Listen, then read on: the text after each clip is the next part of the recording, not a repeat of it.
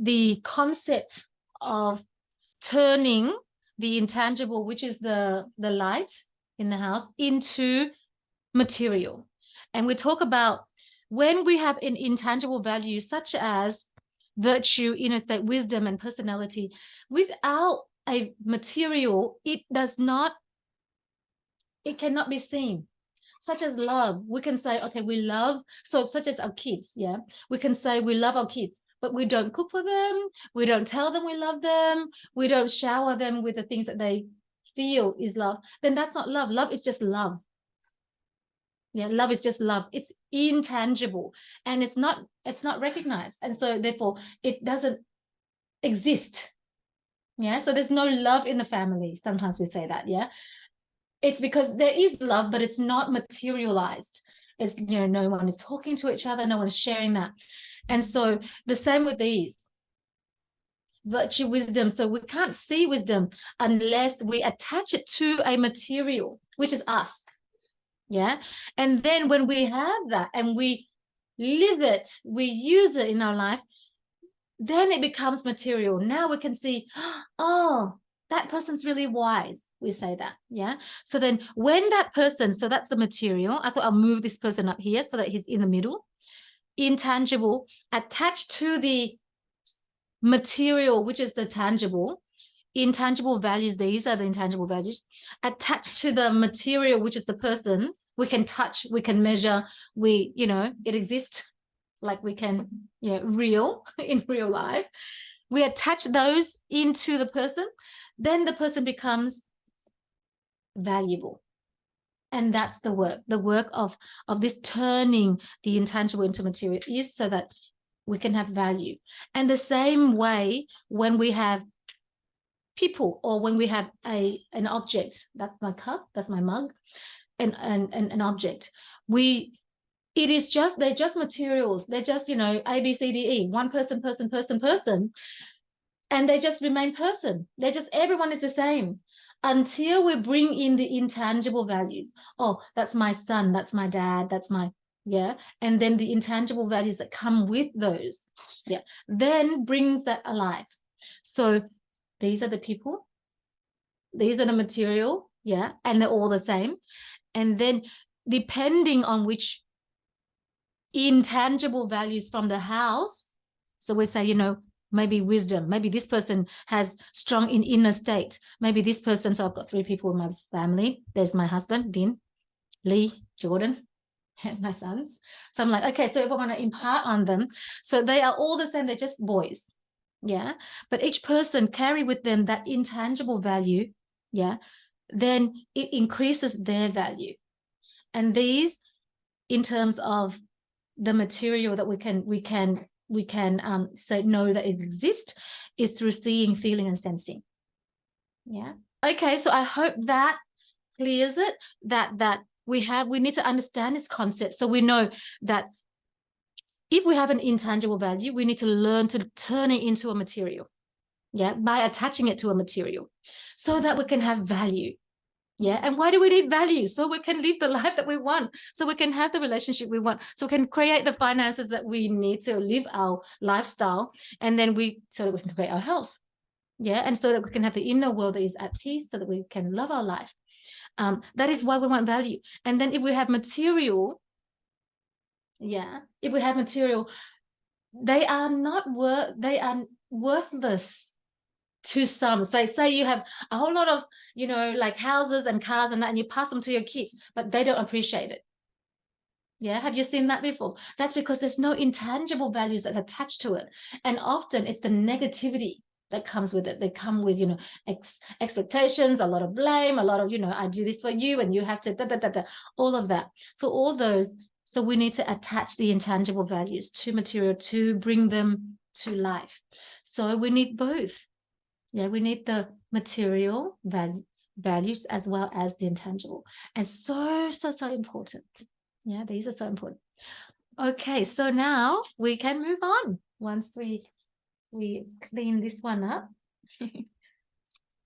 Today, and that's the other theory. So We need to do this to activate that mind, that brain that we're trying to learn. Therefore, we have to repeat and repeat, as you know, yeah. What is it, that the theory of 10,000 hours, yeah, of doing one thing 10,000 hours, so that we can then call ourselves an expert or something, to be thoroughly good at something. And the same with learning. So learning is that new thing. If we don't talk about it, if we don't write it down, if we don't consciously think about it, it will slip away. It will slip away. It will, it will, like, you lose them. So then they actually say, if you learn something, if you don't do something with it, you don't teach it back, you don't share it back, you don't write it down, you don't revise, then in the next 24 hours, or could be 48 hours, you lose 80% of it. 80%. Yeah. So you sit here for 100 minutes. Yeah. You end up with holding 20 minutes of it only. And sometimes it's other things, like the way she's speaking is so annoying, and Bin is doing something silly. You remember those things, not the real stuff. So we can see Vung's little princess, I'm guessing. Hello. Yes. Hello, Vung. Hello. Hello, cô Ninh. She's have not good health today. Yeah. Oh Yeah, but yeah. she want to go here to enjoy learning with dad. With daddy, Yeah, yes. with daddy. Yes. Yeah. I love your background as well, Vung. I'm so jealous. This is the real, not the background, chị Ninh. Yes, because I Yeah. saw people moving. Yeah, Yes. yes, yeah. Yeah. Yeah. I'm so jealous. Like in the park. Yeah, like in the park. Are you at a cafe or something? Is that a cafe or something? This is the part of the department Oh, where we are living in. Yeah. oh wow. Lucky you. It looks like a nice place. Yeah, yeah. Yeah, thank you, chị. All right. So everyone, we're moving on to our content today, and that is the third theory, the theory of transformation. Yeah, the transformational process. And so when we speak about, let's write at the very top of your page, transformation. Choose a color. I'm gonna write it with orange. You will see that I do this a lot, where I write it in pencil and then I trace it over so that I can speak and not make mistakes. And I still do, by the way, transformation. So you just have to excuse me. Yeah. So transformation. There is this, why do we want to so there is this quote from Benjamin Franklin.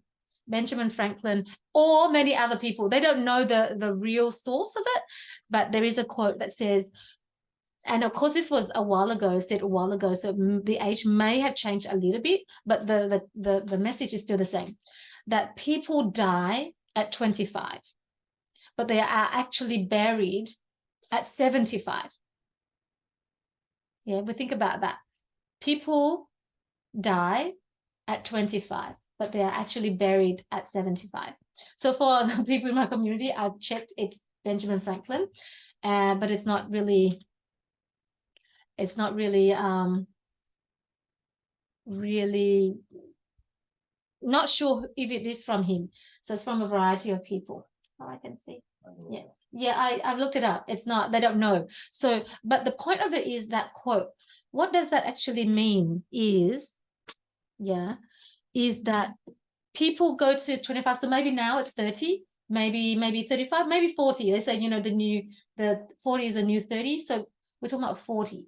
So what it actually means is people grow, like they grow, like Wilton's little daughter here, we come out and we learn, and we change and we grow and we get to the peak of our life. Back then it's like 25, now it's like 40. And then we go down. We're like, oh, we're old now, so we can't, and we pass it on, and we're like preparing for retirement and then preparing for whatever to come. Yeah. So they say that people die at that. Once we peak, then we stop growing. So because we are living things, living things means we grow. We have to grow. Once we stop growing means we're dead. We die.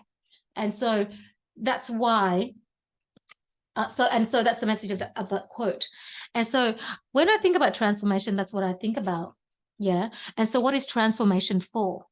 Why do we want change? Why do we want to transform? Yeah.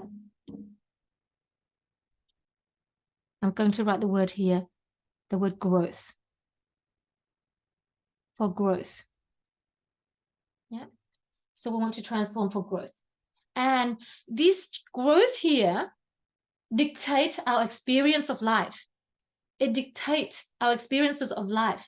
Why? Because depending on how we grow, do you sometimes think that, we do grow, but some people have great experiences of life and then have great wisdom to share. Well, others also grow, they change. Yeah, they're a little kid and then they grow up and they change and they change and they change. And they are not so, I guess, positive for life. So we've seen those as well. Yeah. So that's the experiences of life. We grow so that we can have the experiences of life. So I want to share a little bit about the experiences of life, which I've already drawn up.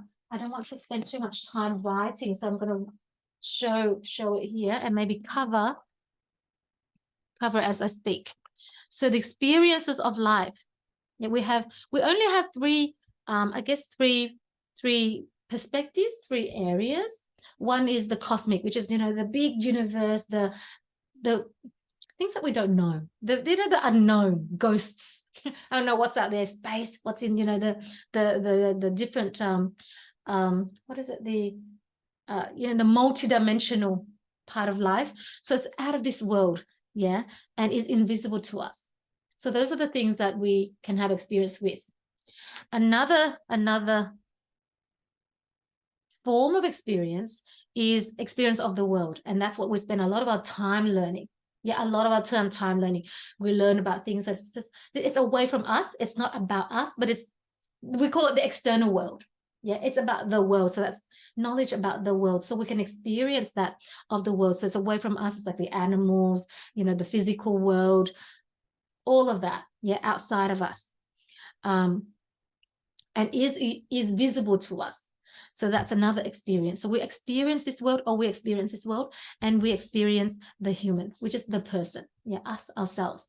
So when we talk about we transform, we grow, to do what? Yeah, or how does that transformation, or like what's the transformation for? The transformation dictate our experience of the cosmic, of the world, and of the human, which is ourselves.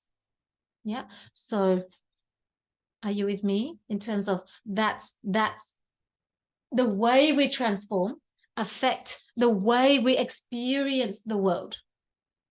And so when we come to think of that, wouldn't it make sense to spend a lot of time thinking about how we are transforming? Yeah, how we are transforming is so important to our life because it affects the way we experience our world. We have another student, another very spunky student. Oh, shy. We're shy. That's okay. You can say hello. You can say hello. Hello. Hello, Spunky. We've got a princess. Now we have a prince. To balance things up. A daddy and a daughter and a mummy and a son. How beautiful is this? And we have a couple, a wife and a husband. We're really balanced today. This is a great balance. And I know in bed there's a mummy and a son. Yeah. And I think with Anne, it's a mummy and a daughter. Oh, and we have Jaffe coming in right now. Hello, Jaffe. Yeah. So we're just Xin chào cả nhà. Hello everyone. Good to have you here, Jaffe. So we're just talking about how balanced we are in terms of we have a wife and a husband, we have a father and a daughter, and we have a mummy and a son, and we have two moms in bed with their kids. Chào Hà Phi, đừng nói tiếng Việt. Xin chào cả nhà mình. Yeah, that's okay. We can have multi Biết ơn cả nhà mình lắm. Yeah, cảm ơn chị. So we're talking about the experience of so we're talking about the theory of transformation, the process, yeah, and we transform so that, and our transformation affect our experience, yeah, of life. Life has the cosmic, the world, and the human experience. So it's so important, right? So important to know what affects our transformation. So, and that is our understanding. It's our understanding that affects our growth. So us with children here, we really need to know how our children are transforming, what affects our children's transformation. It's so important because it affects their experiences of life. And isn't it like any parents, you know, I guess question is, how do I give my kids the best experience of life? So our understanding, what we understand will affect our transformation. So let's write the word understanding.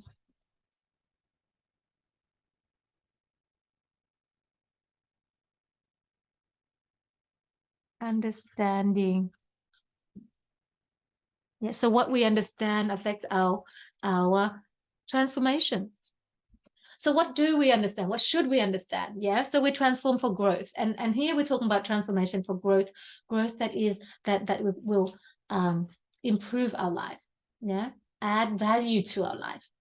And so what should we understand about then? So we come back to this, yeah, okay, the cosmic, the world, and the human. We spend a lot of time understanding the world we live in, yeah. When I was teaching, all the time we write about that. It's like the world we live in, the world we live in, the world we live in, yeah. Vietnamese very well. Very cute. So we spend a lot of time doing this. So yeah, school life, okay, we do have, wouldn't you agree with me that we do have some like a good level of understanding about the world? Yeah, we do. Yeah. And so this understanding here in terms of transformation, we focus on, especially in this course, we focus on understanding the human. Yeah. So I'm going to write here the human because we're biased right now in this course. All right. Understanding, yeah, the human. Yeah. So that we can have that human experience that is with the world and with the cosmic. If we need to, when we, with the cosmic, we know little and we wonder about it, but we're too busy with the world at large. It's with the world. So here we understand our humanness first. Yeah. And so with this understanding, where then, what helps our understanding? So before we come to understand something, we have this moment where we say, or aha, or oh, I get it. That moment where we're like, like that. So we have this sense, it's a sensation of almost satisfaction to the core. It's so good. Like, I get it. So our eyes pop out and our face, we just like physically we react to this moment before we get something. Yeah. And that I've been very cautious in using this word, enlightenment.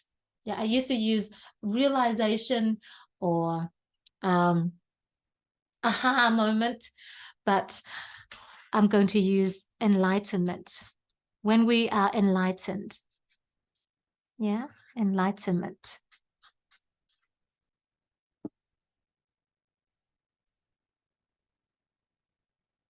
Yeah, it's the moments where we are enlightened about something, where then we will understand. And from an understanding, there is no stopping us from transforming. If you haven't transformed, well, then you can't say you've understood. Yeah. So it's like, two people when we're talking and we're saying, yeah, I understand you, but that person doesn't feel understood. Like, but then you're still saying those other things. And to me, that's not understanding. And we're like, no, I understand. Well, you haven't. Yeah, because when we understand, the other person will feel it. And so the same with our transformation is like when we understand, there will be a transformation. You will see a change in your life through this understanding.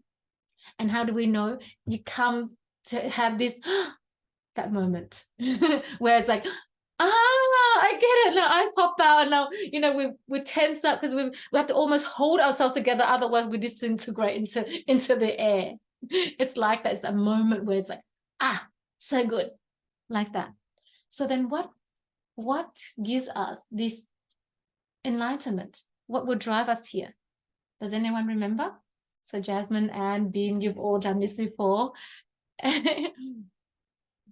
What makes us feel this, get to this enlightenment? So we're going to do a little bit. Let me check the time. Okay, I'm going to have to go through this nice and quick. So this enlightenment. Yeah, Bean, do you want to share anything? My own notes. Yeah, so it's like, is this aha moment? I'm going to write aha here. Yeah, I'm going to write. But that comes from contemplation. Aha, that's right. That's right. Yeah, it's like it comes from, Question. the questions that but it comes from contemplation. We're not there yet.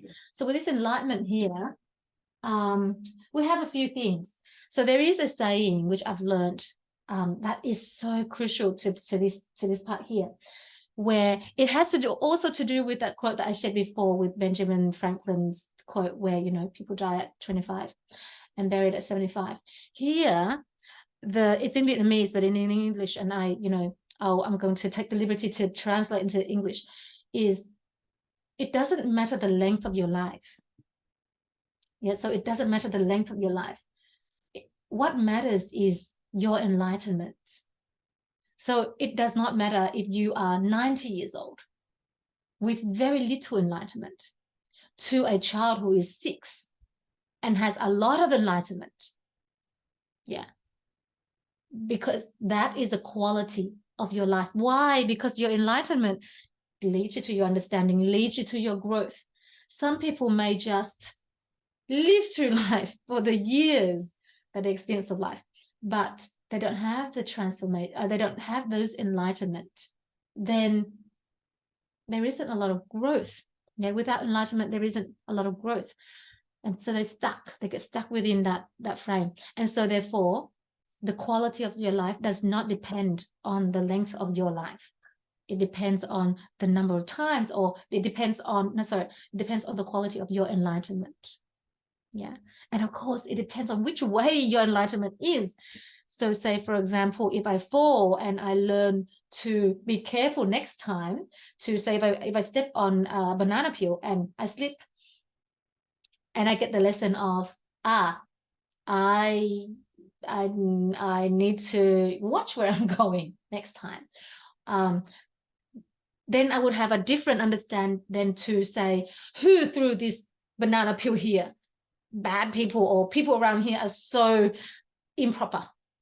Yeah, that would give me a different enlightenment, because my understanding of that would be that, people aren't really clean.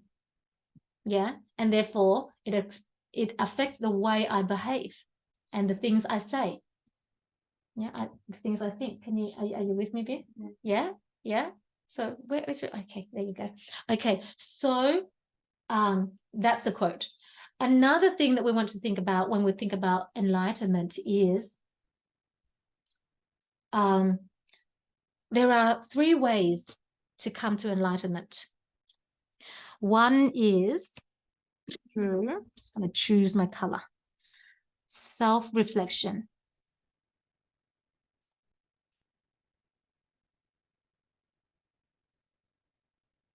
Anne and Jasmine, are you getting something new here? Yeah, that's why I say always come back, because it's always going to have more to add from self-reflection. And if we can self-reflect and come to an enlightenment, that is a true gift. That is a true gift. Yeah, like that's not a standard thing. So if we can reflect and come to enlightenment, it's a beautiful gift. Yeah. And then we also come to enlightenment through experiences, like slip on a banana peel, then to learn, hang on, got to watch where we put our footstep, where we put our feet. So when we go through experiences. And well, obviously I have to step on the banana peel and then slip and then, I don't know, hurt my back and hurt my bottoms and break something. So it is painful. Often it's through painful lessons. So we don't want to experience painful lessons to get that. Yeah, that's not one that we want. But there is one, and through my learnings, I've learned that at this time, it's like people already have, like they have all the answers already. Yeah, at this time of our, I don't know, our life, our journey through 2000 and something years before Christ, all of those, basically at this time now of this earth that we are living in, yeah, at this time. So there are answers already. There are people with answers already. And therefore, the best way to come to our enlightenment is through being guided. So guidance. Yeah. Guidance. It's like someone who's been through it before, like someone who's been through the dark way of the alley. And they're like, come through, I'll take you through. You trust them and they know all the potholes and they know all the turns. And even though in the dark, they will be able to take you through. So that's why when we have enlightenment through guidance, it is, well, it's painless, it's faster. So it is considered the best way. I'm just going to write best. For now, that's the word that helps me to remember. So I hope that it helps you to remember as well. So best. Yeah. So that's enlightenment. Yeah. It's not the length of your life. It's your enlightenment. And you enlighten through these ways. Yeah. So you choose your enlightenment. Yeah. Reflect. For this self-reflection, we need a lot of learning. We need to have a lot of knowledge. That helps us to have a self-reflection. Experiences, of course, we just take action. And then we, and it doesn't work, or we feel a bit of pain or not, or sometimes being on this journey, sometimes it gives me more courage to make that decision, to take risks, because I know when I go into that painful place, it's not as painful because we have the tools, when we have the wisdom, the energy of wisdom helps us to. Anyway, so I digress a little bit there because I get a little bit, a little bit calm, a little bit of, like wanting to go into depth. So guidance is best. What else do you need to remember in terms of enlightenment is our, okay, this one really, really hurts because I experienced it. This one's painful, personally painful, is when if you learn, so we can experience through learning, yeah, learn. So if we learn, so through learning, why do I write learning and not learn? I think I write learning because grammatically correct for something. So I'm thinking learn, but anyway, learning plus enlightenment. Yeah, if you learn, if you enroll into a course, like you're here, yeah, you invest in your time and you have enlightenment or transformation, either way, they're long words, so I'm going to write enlightenment anyway.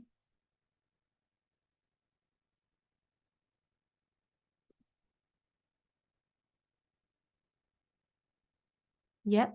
If you have learning, so you're here investing in an hour of your life and you enlighten, you come away with something that then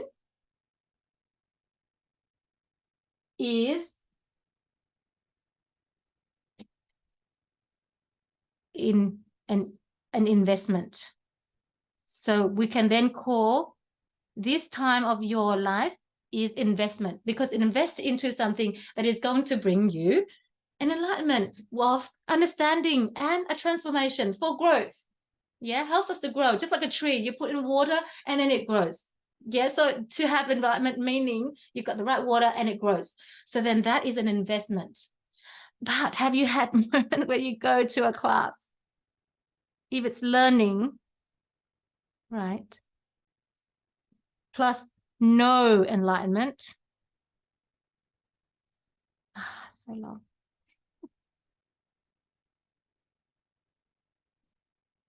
Guess what it is? Have a good guess. If we go to class, you come here, you sit for an hour and you take nothing away and you have no enlightenment, nothing new, not one thing new, then that is an expense. Spent, gone. Yeah, gone. An hour of your life, gone. So we want to have every moment of our life that is for learning. And then if it's a learning and you paid for it, yeah, then the more you learn, the poorer you get. Why? Because you're spending money. Yeah, the more, and your time. You lose time and you lose money. The more you learn, the poorer you get. And this is not lightly. I say it lightly because it feels heavy. But if you think about it, you invest in, you know, over here, especially in Australia, $30,000 for a course, and you just walk away with, I don't know, a certificate that says that you did it, but there isn't any change in your life, then that is an expense. And it's sorry to say, and sometimes we have to, you know, we have to just face it and embrace it and have the wisdom energy enough to say, okay, you know, what's next? What's next? And so learning, yeah. And if you learn and with enlightenment, you will get richer, because why? You have growth. Yeah, this growth here will add that value, as we said before, which is the, you know, add value to your, you add the intangible values and you become so, you know, valuable. And of course, if you are valuable, then you will be able to create wealth in your life. There is a fly that is dying in front of me. It's a fly on my table. So that's enlightenment. And I am aware of the time. So I hope that that's valuable, because I thought this is really, really good when I went through this. Like, that is wow. Yeah, wow, love it. So then now comes the question, what helps us to get to enlightenment? Okay, enlightenment, all right, that's great. It helps us to understand, it helps us to grow, perfect. So what leads us to enlightenment? How do we get to enlightenment? How do we get to this? Wow. What is that is what we need to know. Yeah, that I think is more important for us to in this stage of our life where we like guiding our kids through and being, you know, trying to be more valuable than we are today. What is it then? So experts, or, you know, teachers, courses, and people in my community, in the community that I've learned from, says that it is our contemplation. So I'm writing it this way. It's like the sun. It's like our contemplation. Yes, I've learned that it's our contemplation.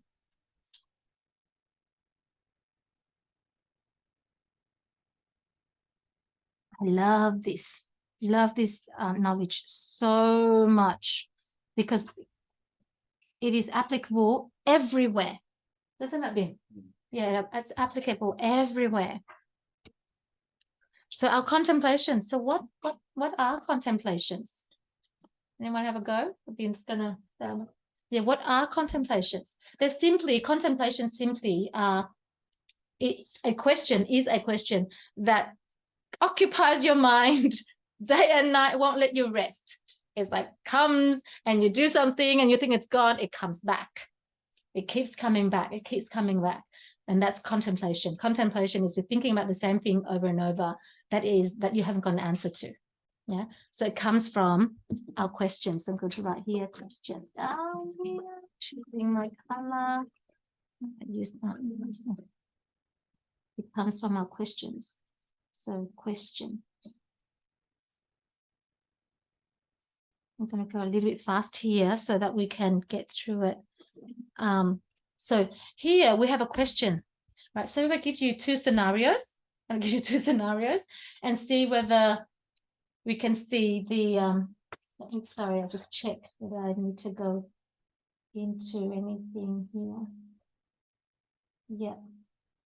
So we have, I'm going to give you a scenario of, say, two mums, two young mums with young kids at home, and both of their husbands don't come home early. Yeah, they go to work and they work hard and don't come home early. Both mums are struggling with a crying baby. Yeah, each mum is struggling with a crying baby, and they want their husband to come home quickly. Yeah. So if they question, one wife A says, doesn't he think about me? Doesn't he love me? And he knows I'm struggling with his baby here. but he still comes home late. He still comes home late. Doesn't he love me? Doesn't he care for me? Yeah. To wife B. Wife B would say, husband's always coming home late. I wonder how I can let him know that I appreciate him being home. My life is so much easier with him being home. How can I let him know that I appreciate him being home early? Yeah. Can you see that both wives want the same thing? Are you with me here? Or are you too busy writing? Yeah, so both wives want the same thing, which is the husband home. Yeah, the husband being home. But they have different questions. Doesn't he care for me? Yeah, doesn't he care for me? Doesn't he knows that I'm at home with a crying baby? How come he still comes home late? Yeah, that's one. So wife A. Wife B, how can I let him know that I appreciate him being at home? When he's home, my life is so much easier. Yeah. How can I let him know that I appreciate him being at home with me? What's the difference between the two? Come on mute and share with me. Go, Lam. Yeah, thank you for chị Linh and everyone. Let me have a chance to talk. For me, the difference between the wife A and B, that's the question, because you have the positive. The second one, they got the B. Ask how can she asked herself a positive question, that how can she lets her husband know about what she wants. So it's the first wife always say, oh, why my husband always comes home late.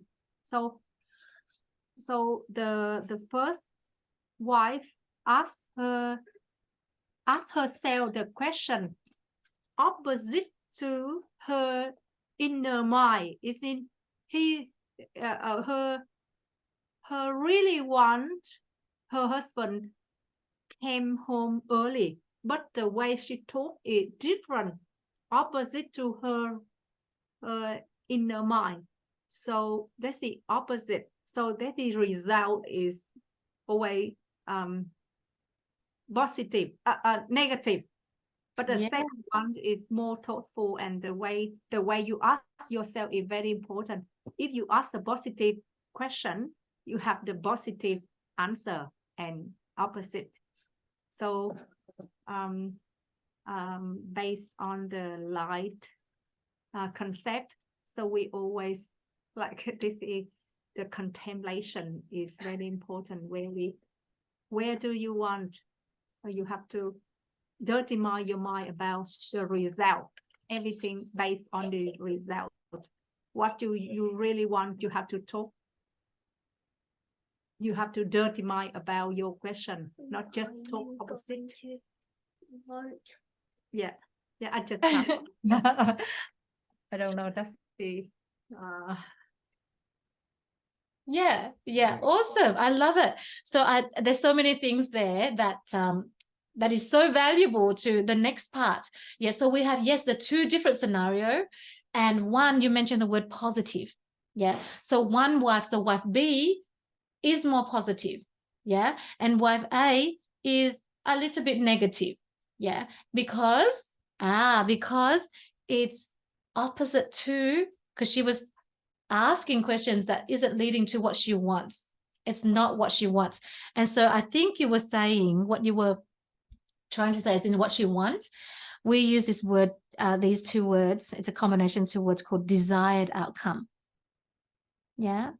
So what she desires. Yeah. Her desired outcome. Both wives want the same desired outcome. And that is the husband coming home early. Right? The husband coming home early. They both want the same desired outcome. Yeah. But one is positive and the other one is negative. And I love what you just said before, Lam, is that positive because it takes her in the same direction of the outcome. Meaning, oh, how can I tell him that I love him coming home? I appreciate him coming home. She's focused on the desired outcome, which is him coming home. Yeah. And the wife wife A is negative because she's going against, it's like an opposite direction, opposite to what she wants. She's looking at, oh, why is he still late? Yeah, is there even the word? Why is he still late? Doesn't he care for me? He doesn't care for me. Yet he's just going against that which she wants. And that is the only way to know what's positive and negative. Yeah. So if both of the wives don't want their husband to come home and say, you know, the longer he goes, the better it is for me. I get to go out with my friends. I don't have to care about the kids because he would never know. I'll leave the house dirty. Then the wife A would be the positive. Yeah. The positive, because she drives him away even more, like go longer. Yeah. So positive or negative is dependent. It is very dependent on the desired outcome. Negative is dependent. I'm going to draw like this. It's dependent on the outcome. Yeah, positive also is dependent on the outcome. We must know our outcome to then know whether it's positive or negative. So in the same way, like say if I was to come to your house, Lam, one day I'm going to drive down to Adelaide to see you because we love Adelaide. Ben and I go for a drive and we love Adelaide. We love it. Yeah, especially Kangaroo Island. but or Glenelg. Welcome to South Australia. Yeah. So we go south, yeah. But so we have to go south. But we put in the GPS. We all we think about is going up to Queensland. Yeah. Then our direction of where we go will be in the opposite. We won't get to our desired outcome. It's like a GPS. So where is it coming from? Is this contemplation is from question that's repeated over time? Can you see how important our questions are? Are you with me? Are you with me here? This question here it deserves this. we have to think about our questions. Yeah, the same with our enlightenment. Our enlightenment is really, really, really important. Yeah, and so are our questions. Our contemplation will lead us to our enlightenment, but it's not our contemplation that drives it. What drives is our question. Even though I write it small here because it's just a question. It's like, oh, yeah, I wonder, whatever. I wonder why he's always late to the, oh, I wonder how I'm going to be able to help him to come home. Now, because we already had talked about the question, my keywords here, when I talk about, you know, in my coaching community, is when we make a question, we think of these three things to guide our question. I think it's really is important and it needs a bit of practice. Yeah, so our words, we consider the words. So do the words carry the image of what we like? Yeah, our words must have the image that we want. So if we were to say, you know, our son going to, you know, Ken, smiling, well, how to help Ken, I don't know, how to make Ken happy. Yeah, got a happy face, smiling. Yeah, so the picture in our mind, rather than how to avoid him being, I don't know, crying. Yeah, or something like that. Yeah, so we want to make, speaking to mom. Yeah, so we want to use words that create the image that we want. Yeah, that we want. The image that we want. That's number one. Number two is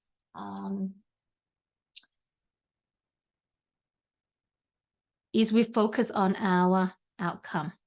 That has to be clear. Yeah. The words, that's one. We focus on our outcome, like we'll be clear. And this one is our energy. Always ask. I see this a lot in terms of when people say, you know what, I experienced something.